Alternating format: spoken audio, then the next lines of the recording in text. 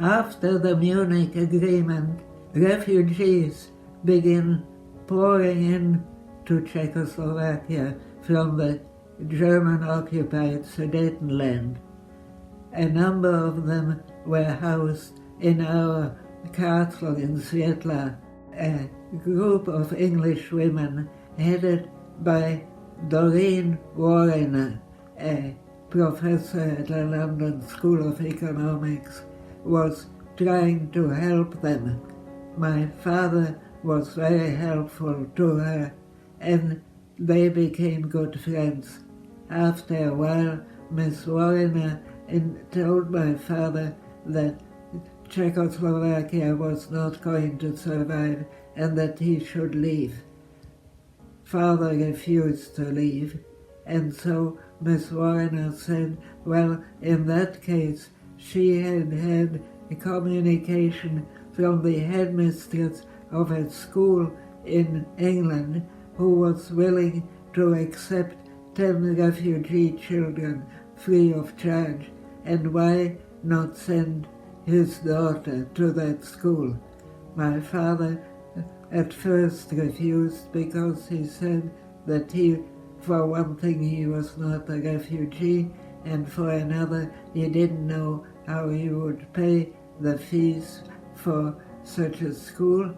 But eventually they agreed that if I went to that school, that my father would pay for an equivalent amount for a child that Doreen Warriner was looking after.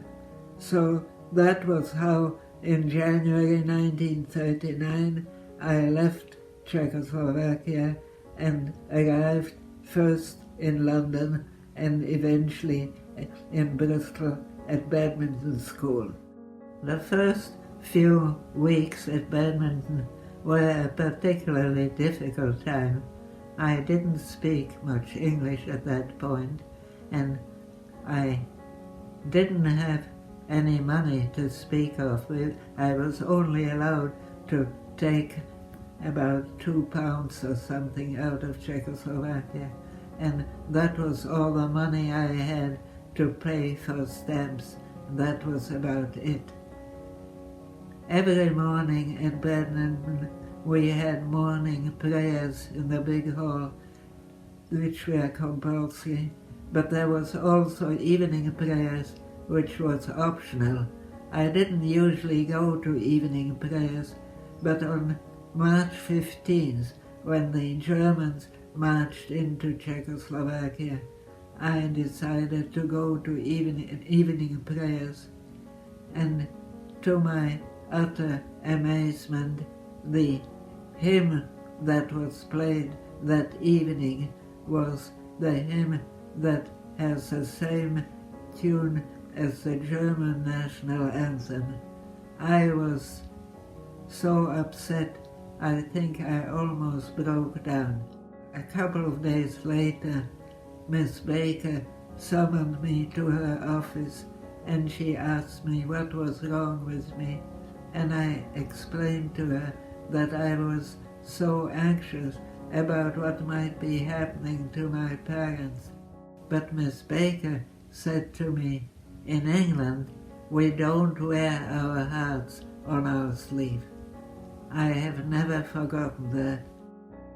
At Badminton, I soon made a number of friends, including a girl called Ruth George, who invited me to come and spend my Easter holidays with her family in London. I can still remember her saying to me, "You will meet my attractive sister and her Canadian fiancé." The Canadian fiancé turned out to be Saul, and he was the first Canadian I ever met. What I did not know at the time was that Saul was going to become a distinguished Canadian diplomat. He and Lois went on to have 4 children, one of whom, Bob Ray, would eventually become Premier of Ontario. The George family was extremely kind to me, and Lois and her fiancé went to Paris for a short holiday, and they were kind enough to look up my parents who had arrived there from Strasbourg. That was a big event for my parents, because that way they got some first-hand report about me, and they were happy to hear that I could speak reasonably good English by then. Among the things I learned at badminton was some table manners. For instance, I was told that you never ask your next door neighbor for whatever you need, let's say salt. What you do is you ask your neighbor, would she like some salt? At which point you hope that she will ask you if you would like some too. I picked up some schoolgirl slang while I was there. One of the things I remember was that we called raisins beetles, and going to the toilet was going to the ant. I remember after I came to stay with the Georges in London and some raisins were served, and I asked for beetles, and I got some very strange look, and I had to explain that that was schoolgirl slang. Every week a notice went up on the bulletin board with a list of churches in the neighborhood, and people signed up to whatever church they wanted to go to. Then towards the end of the week, another notice came up which informed people which church they were going to, and each group was headed by a prefect. Except there was one church which was quite a long way away, and two prefects always signed up for that church, but nobody else did. It wasn't until late in the term that they confessed to me that they had in fact never been to church, that they signed up for that particular church because they knew nobody else would. They wouldn't have to shepherd any younger students, and so they felt free to simply stay away. Morning at prayers, the first item was always a piece of music, and Miss Baker, who presided, would say, "Sit down and turn around," so that we would face the piano at the back of the hall. Except one day during the term, she would say, "Sit down and do not turn round," because that day one of the teachers had decided it would be nice if her son, a university student who was home for a few days' holiday, would play the flute at prayers. So that morning we sat down and did not turn round, and we heard in the back of the hall footsteps of the young man coming into the hall, playing his piece, and then footsteps as he left. We of course thought that Miss Baker was trying to protect us from seeing a man, but it wasn't until much later that I discovered that what she was really trying was to stop the young man from being embarrassed by having dozens of girls staring at him. Miss Baker was very much the focus of attention at badminton. We students, of course, thought that she was ancient at the time, though I doubt she was even 60. She took me under her wing in a way. She considered me the leader of the refugee group, which was very flattering. She also encouraged me to apply for entrance to Oxford, which would have been very exciting for me, except that war had broken out by then.